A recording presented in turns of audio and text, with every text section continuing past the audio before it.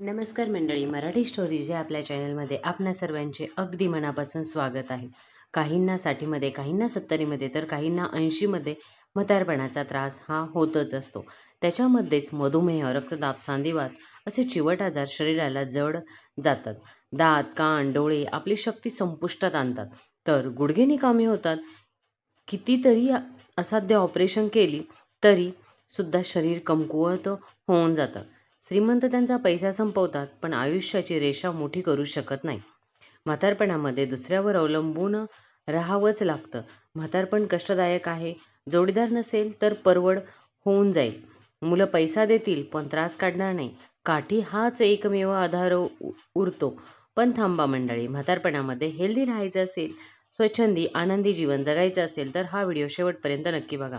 मंडळी, तुम्ही कधी विचार केला आहे का, वय वाढणं म्हणजे आयुष्याचा वेग कमी होणं किंवा थकल्यासारखं होणं गरजेचं नाही. सकाळचा गोंधळ, सांधेदुखी, मूठभर गोळ्या ज्यांना लोक म्हातारपणाचा भाग किंवा आधार समजतात, ते खरं तसं असतं का? आज मी तुम्हाला असंच एका व्यक्तीबद्दल सांगणार आहे, ज्यांनी वयाला फक्त नंबर म्हणून ठेवलाय. त्यांचं नाव आहे मनोज काका. मनोज काकांचं वय साधारणतः 93 वर्ष आहे, पण ते अजूनही एकटेच राहतात. त्यांना रक्तदाब, मधुमेह, बीपी, शुगर याच्यासाठी कोणतीही गोळी घ्यावी लागत नाही. त्यांच्या डॉक्टरांच्या म्हणण्यानुसार त्यांची तब्येत त्यांच्या वयापेक्षा 30 वर्षांनी लहान आहे. असं काहीतरी व्यक्तिमत्व असणं किती भाग्याची गोष्ट आहे. असं वाटतं जसं गेल्या वर्षी जेव्हा डॉक्टरांनी त्यांचे रिपोर्ट्स पाहिले तेव्हा ते आश्चर्याने डोकं हलवून मनोज भाऊंना विचारलं की तुम्ही नक्की करता काय? नक्की तुमचं गुपित काय आहे? खरं तर काही गुपित नाहीये. हे फक्त 5 सोप्या सवयी आहेत, जे त्या रोज सकाळी करतात. त्यात कुठल्याही जास्त खर्चाच्या नाहीयेत, कोणतीही खास उत्पादनं नाहीयेत. फक्त काही छोट्या पण विचारपूर्वक केलेल्या गोष्टी आहेत, ज्या त्यांच्या आयुष्यात खूप मोठा बदल घडवतात. आणि सगळ्यात महत्त्वाचं म्हणजे ही सवय कोणीही अपनावू शकतं. या सवयी सुरेश भाऊंनी मानसिकदृष्ट्या स्पष्ट, शारीरिकदृष्ट्या केलेल्या आहेत आणि ते चपळ झालेले आहेत. उत्साह जगायला मदत होते. आजकाल बरेच लोक घरात बसून आराम करतायत आणि आपलं शरीर नसेसारखं होत चाललंय मान्य करून आपलं जगताय. आणि त्यातल्या त्यात आश्चर्याची गोष्ट म्हणजे यातील एक सवय तर 5 मिनिटांपेक्षा कमी वेळ घेते.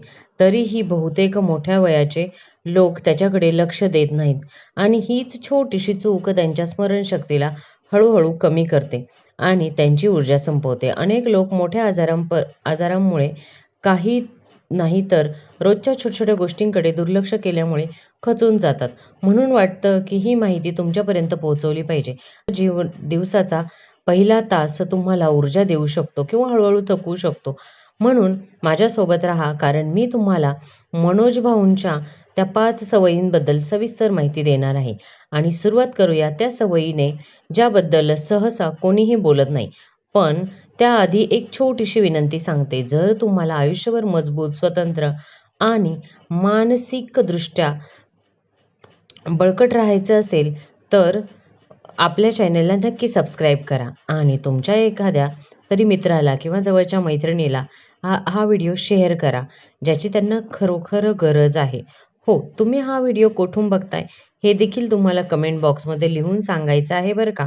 आपला विचार परिवार देशभरातून एकत्र जमलेला आहे. मला सुद्धा आनंद होतो. चला तर मग मी तुम्हाला सांगते की त्या पहिल्या सवयीबद्दल, जी मनोज भाऊंनी रोज सकाळी करतात.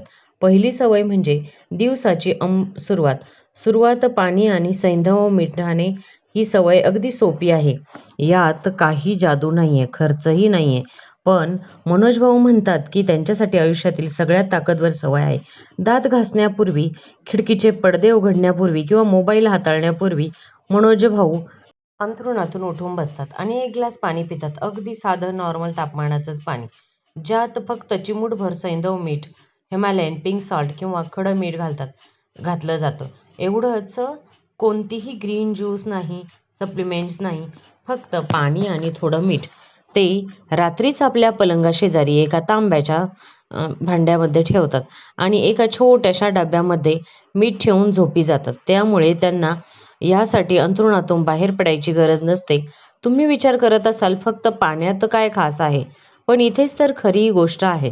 जेव्हा आपण झोपतो तेव्हा आपलं शरीर शांतपणे काम करत असतं आणि त्या प्रक्रियेमध्ये ते पाणी गमावत असतं. प्रत्येक रात्री श्वासोच्छवासातून आणि घाम गळताना नसेसारखं आपल्या शरीरातून जवळपास 1 लिटर पाणी गळून जातं. याचा अर्थ असा की जेव्हा आपण सकाळी उठतो तेव्हा आपलं शरीर आधीच पाण्याशिवाय डिहायड्रेट झालेलं असतं आणि आपल्या वयामध्ये डिहायड्रेशन म्हणजे फक्त तहान लागणं एवढंच नाही, तर त्याचा परिणाम तुमच्या सांध्यांवर देखील होत असतो. तेव्हा सकाळी उठल्यावर बहुतेक लोक काय करतात, चहा किंवा कॉफी घेतात. पण कॅफीन तुमच्या शरीरातील पाणी आणखी कमी करतं. म्हणजे तुम्ही दिवसाची सुरुवात मुळातच रिकाम्या टाकीवरती करत आहात. मनोज भाऊ सांगतात, जेव्हा त्यांनी हा साधा बदल केला म्हणजे बाकीचे काहीही करण्याआधी फक्त पाणी पिण्यास त्यांनी सुरुवात केली, तेव्हा त्यांना लगेच फरक जाणवू लागला. त्यांच्या गुडघ्यांतील ताठरपणा कमी होऊ लागला. सकाळचा मानसिक थकवा जो वयाचा भाग म्हणून समजला होता तो दूर झाला. त्यांची पचनक्रिया अधिक सुरळीत झाली असं वाटू लागलं. जणू संपूर्ण शरीर त्यांच्या मनापासून त्यांचा धन्यवाद देत होतं. आणि हा फक्त त्यांचा अनुभव नाही, याला विज्ञानाचा सुद्धा आधार आहे. जॉन्स हॉपकिन्स युनिव्हर्सिटीच्या एका अभ्यासानुसार 65 वर्षापेक्षा वयस्क व्यक्तींमध्ये सौम्य डिहायड्रेशनमुळे मेंदूची कार्यक्षमता सुमारे 30% कमी होऊ शकते आणि या सवयीला अजून ताकद वाढवते ती म्हणजे थोडंसं सैंधव मीठ. सैंधव पॅकेटचे मीठ नाही, खरं नैसर्गिक मीठ, ज्यात मॅग्नेशियम, पोटॅशियम सारखे सूक्ष्म खनिजे असतात जे आपल्या शरीरातील पेशींना पाणी चांगल्या प्रकारे शोषून घेण्यास मदत करतात. नाहीतर पाणी फक्त शरीरातून बाहेर जातं आणि ही सवय लागण्यास 1 मिनिटापेक्षा कमी वेळ लागतो. सुरेश भाऊ याला आयुष्य बदलवणारे पहिले 60 सेकंद म्हणतात, कारण ते तुमच्या शरीरात हळूहळू जागा करतात, खांद्यांना आधार देत असतात, डोकं शांत करतात आणि पचन संस्थेला गती देतात. आता तुमच्यासाठी एक सोपी कृती. आज रात्री झोपण्यापूर्वी 1 ग्लास पाण्यामध्ये हे मिसळून घ्या. त्यात थोडं मीठ टाका आणि पलंगाच्या जवळ ठेवा. उद्या सकाळी उठल्यावर सर्वात आधी ते प्या. हा एक छोटासा बदल तुम्हाला स्वतंत्र आणि उत्साही ठेवायला कारणीभूत ठरेल. दुसरी सवय म्हणजे सकाळच्या प्रकाशाशी मैत्री करणं. पहिला ग्लास पाणी प्यायल्यानंतर मनोज भाऊ लगेच अशी गोष्ट करतात की त्यांना तरुण वाटायला, चांगली झोप लागायला आणि मन प्रसन्न ठेवायला मदत करते. ते फक्त घराबाहेर निघतात, घराचा दरवाजा उघडतात आणि सकाळच्या प्रकाशात थोडा वेळ उभे राहतात. ऊन असो, ढगाळ वातावरण असो किंवा मग थोडीशी थंडी असो, ते फिरायला जात नाहीत. दारातला पेपर उचलत नाही. ते फक्त शांतपणे उभे राहतात किंवा अंगणातल्या त्या आराम खुर्चीमध्ये बसतात आणि तो प्रकाश आपल्या चेहऱ्यावर आणि डोळ्यांवर येऊ देतात. साधारण 10 ते 15 मिनिटं हे खूप शांत आणि सुखद असतात. आणि आता तर श्वासाइतकीच गरजेची ती गोष्ट झाली आहे. तुम्हाला कदाचित प्रश्न पडला असेल की बाहेर उभं राहण्याचा आणि म्हातारपणाचा नक्की काय संबंध? याचा थेट संबंध आपल्या शरीरातील सर्केडियनच्या रिदम म्हणजेच जैविक घड्याळाशी आहे. जे घड्याळ आपली झोप, ऊर्जा, स्मरणशक्ती, पचन आणि रोगप्रतिकारक शक्ती नियंत्रित करतं, त्या घड्याळाला रोज सकाळी रिसेट करावं लागतं आणि हे काम चहा किंवा नाश्ता नाही, तर प्रकाश करतो. जेव्हा तुम्ही सकाळचा प्रकाश संलग्न न लावता किंवा खिडकीतून थेट डोळ्यांवर येऊ देता, तेव्हा तुमच्या मेंदूला कळतं की जाग व्हा, दिवसाला सुरुवात झाली आहे. हा प्रकाश तुमच्या शरीरातील नैसर्गिक लय पुन्हा सेट करतो. त्यामुळे सकाळची ऊर्जा देणारं हार्मोन्स आणि रात्री शांत झोप वाढवणारं हार्मोन्स योग्य वेळेस तयार होतात. ज्यांना सकाळचा प्रकाश मिळत नाही त्यांना झोपेच्या समस्या, उदासपणा आणि पचनाच्या तक्रारी जास्त जाणवतात. एका अभ्यासानुसार सकाळचा प्रकाश न मिळाल्यास नैराश्य वाढू शकते. धोका सुमारे 70% वाढतो. तरीही लोकांना याची माहिती नाही. मनोज भाऊ सांगतात की रोज सकाळी घराबाहेर उभं राहायला सुरुवात करा. त्यांना खूप फरक जाणवेल. त्यांची झोप सुधारेल, सगळं काही आयुष्यात चांगलं होईल. सकाळचा थोडासा प्रकाश. आता तुमची एक छोटीशी कृती. उद्या सकाळी अगदी 5 मिनिटांसाठी का होईना घराबाहेर पडा. बाल्कनीत किंवा अंगणात उभं राहा. तो नैसर्गिक प्रकाश अनुभवून बघा. तुमचं शरीर कसं लयबद्धपणे दिवसाची सुरुवात करतं ते समजून घ्या. तुम्हाला जाणवेल. तिसरी सवय म्हणजे 4 मिनिटांची मेंदूला चालना. 4 मिनिटांचा ब्रेन बूस्टर. शरीर निरोगी असलं तरी जर मन तितकंच मजबूत नसेल तर काय उपयोग याचा. विचारातून मनोज भाऊंनी आपली तिसरी सवय तयार केली आहे, ज्याला ते 4 मिनिटांची मेंदूला चालना म्हणतात. नाही, ते कोणतं व्यायाम किंवा ध्यानधारणा नाही, पण ते म्हणतात की याने मेंदूसाठी दोन्ही गोष्टी साधल्या जातात.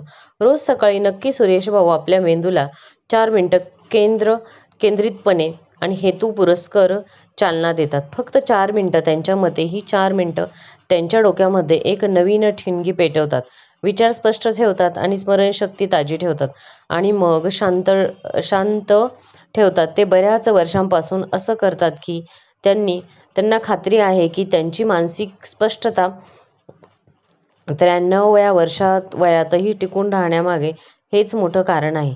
ते कसं तर ते पहा. आधी एक साधं मानसिक आव्हान घेतात. डोक्यातच एक सोपं गणित सोडवतात. कॅल्क्युलेटर किंवा कागद पेन वापरतात. काही अंकांची बेरीज किंवा वजाबाकी करतात. हे फार अवघड नसतं, पण मेंदूच्या नसांना कामाला लावण्यासाठी जसं एखाद्या वॉकमध्ये जाण्यापूर्वी हलकं वॉर्मअप करणं गरजेचं असतं, तशीच दुसरी गोष्ट स्पष्ट आठवतात. त्यानंतर त्यांना एखादी जुनी पण विसरता न येणारी आठवण डोळ्यासमोर घेऊन येतात. कदाचित लहानपणीची दिवाळी असावी किंवा मित्रांसोबत पंढरपूरच्या वारीतील पहिल्यांदाच गेलेला तो एक क्षण.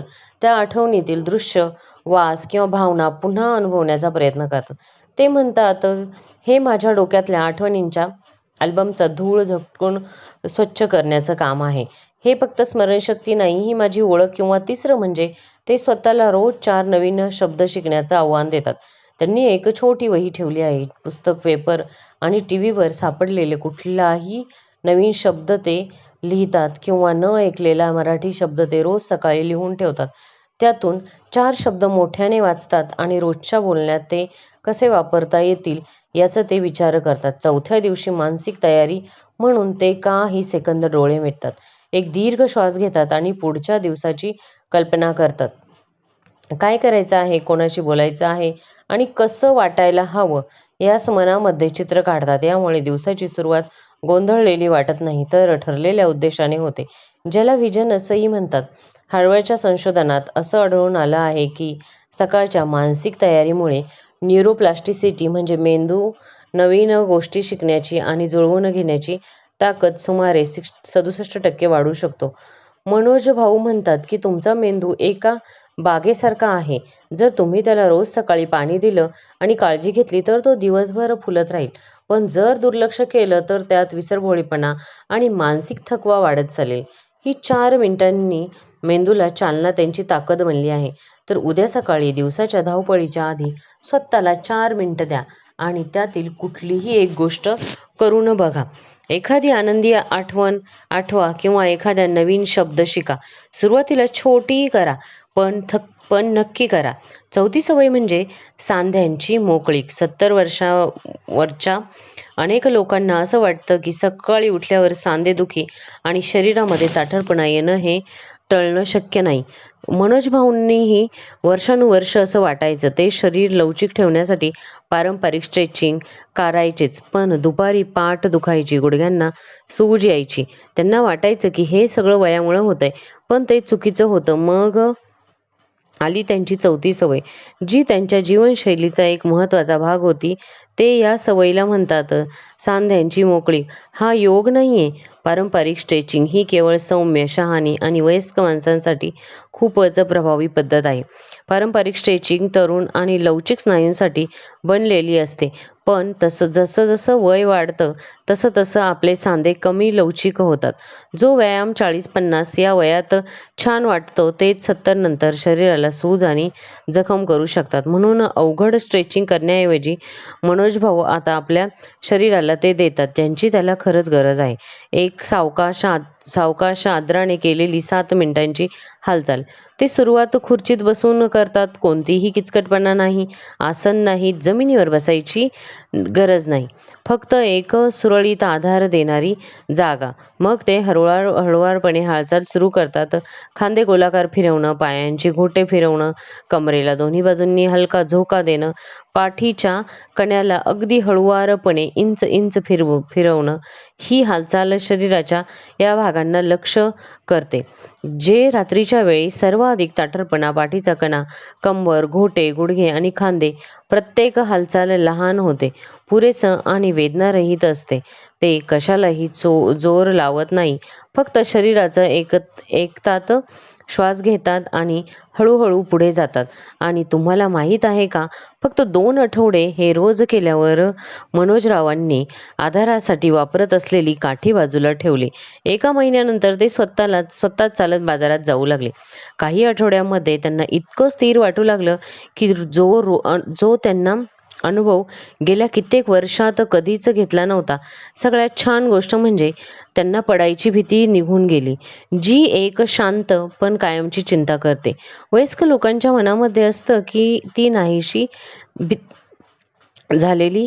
कारण जेव्हा तुम्ही तुमच्या शरीराला सातत्याने सौम्य हालचाली करतात, तेव्हा ते तुम्हाला एक अनमोल गोष्ट देत असतं, म्हणजे स्वातंत्र्य. उद्या सकाळी खुर्चीत बसून सुरुवात करा. घोटे फिरवा, खांदे फिरवा, पाठीच्या कण्याला हळूच फिरवा. क्षणी श्वास घ्या. शरीरावर जोर देण्याऐवजी त्याला नीट सांभाळलं की ते कसं प्रतिसाद देतं ते जाणून घ्या. 5वी सवय म्हणजे सकाळचा प्रोटीनयुक्त नाश्ता. जर तुम्ही 70 वर्षापेक्षा जास्त वयाचे असाल आणि सकाळच्या नाश्त्यामध्ये प्रोटीनकडे दुर्लक्ष करत असाल, तर एक गोष्ट लक्षात ठेवा. तुमचं शरीर तुमच्या आत्मविश्वास, चालायला लागणारे स्नायू आणि ताकद गमावत असू शकतात. 65 वर्षानंतर आपले स्नायू झपाट्याने आकुंचित होऊ लागतात, जोपर्यंत आपण ते थांबवण्यासाठी काही करत नाही. आणि त्या स्नायूंना वाचवण्यासाठी हीच सर्वोत्तम वेळ आहे. म्हणजे सकाळी मनोज भाऊ सांगतात की त्यांना आधी ही गोष्ट कधीच समजत नव्हती. त्यांना वाटायचं की हलका नाश्ता, जसं एक टोस्ट, एक केळी किंवा मग फक्त चहा कॉफी दिवस सुरू करण्यासाठी पुरेसे आहेत. पण ते चुकत आहेत. एका संशोधनानुसार जे माणसं सकाळी प्रोटीन खातात ते रात्री प्रोटीन खाणाऱ्यांच्या तुलनेमध्ये आपले स्नायू जास्त चांगल्या प्रकारे टिकवून ठेवतात. कारण रात्री लांब वेळ झोपल्यानंतर आपले स्नायू प्रोटीन उत्सुक असतात. जर आपण सकाळची ही संधी गमावली तर शरीर इतर गरजा पूर्ण करण्यासाठी स्नायू तोडायला लागतं. म्हणून मनोज भाऊ आता नाश्त्याला स्नायूंचं जेवण करतात. ते आता नाश्त्याकडे दुर्लक्ष करत नाही. ते रोज सकाळी किमान 25 ग्रॅम प्रोटीन घेतात आणि कधीकधी त्यांच्या नाश्त्यामध्ये 2 उकडलेली अंडी आणि सोबत थोडंसं पनीर असतं. इतर दिवशी दही, चिया सीड्स किंवा जांभळं, करवंद घालून बनवलेली स्मूदी असते. आणि जर वेळ नसेल तर एक प्रोटीन शेक तयार असतोच. ही सवय फक्त स्नायू मजबूत ठेवत नाही, तर ऊर्जा टिकवण्यास, रक्तातील साखर स्थिर ठेवण्यात, मानसिक थकवा दूर करण्यास आणि मनस्थिती सुधारण्यासही मदत करते. आणि या सवयींमुळे ते आजही ती कामे करू शकतात जे त्यांच्या वयाच्या माणसांना करणं शक्य नाही. वय जरी वाढलं तरी बाजारातून सामान आणणं, घर साफ करणं किंवा जिने चढणं या गोष्टी सोप्या वाटतात. पण मनोज भाऊंनी सकाळच्या या 5 सवयी खरंच खास आहेत. वय कसं येतं, तुम्हाला रोज कसं वाटतं आणि तुमचं वय आयुष्य किती आनंदात जातं, हे सगळं या सवयींवर अवलंबून आहे. उद्या या 5ही गोष्टी नीट करायला काही फार गरज नाही. सुरुवातीला एका छोट्या बदलाने सुरुवात करा. हळूहळू दिवसेंदिवस सगळं बदललं जाईल. तुमची ऊर्जा परत येईल, शरीराचा तोल सुधारेल, मन अधिक स्पष्ट होईल आणि शरीराच्या वेदनासुद्धा कमी होतील. तुम्हाला हा व्हिडिओ कसा वाटला? व्हिडिओ जर आवडला असेल तर कृपया करून व्हिडिओला लाईक करा. चॅनलवर नवीन असाल तर चॅनलला सबस्क्राईब देखील करून ठेवा. आणि कमेंटमध्ये हे देखील कळवा की तुम्ही हा व्हिडिओ कुठून पाहत आहात. भेटूया पुन्हा अशाच एका नवीन व्हिडिओमध्ये.